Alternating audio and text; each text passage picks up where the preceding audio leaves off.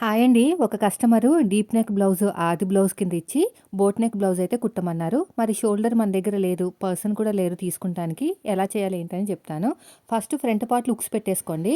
చంక కింద నుంచి చెస్ట్ లూజ్ ఎంతుందో చూసుకోండి. నాకైతే 19 ఇంచులొచ్చింది. దాంట్లో రెండో భాగం 9.5. 9.5 అనేది చెస్ట్ లూజ్ అనమాట. అయితే మనకి ఫుల్ షోల్డర్ కావాలి కదా! దానికోసం 9.5కి 5.5 ఇంచులు కలుపుకోవాలి. 5.5 ఇంచులు ఎవరికైనా కలుపుకుంటే మనకి 15 ఇంచులనేది వస్తుందండి. ఈ 15 ఇంచులో సగం వచ్చేసి మనకి షోల్డర్ కింద అంటే ఫోల్డింగ్ చేసుకున్నాం కదా మరి క్లాత్‌ని.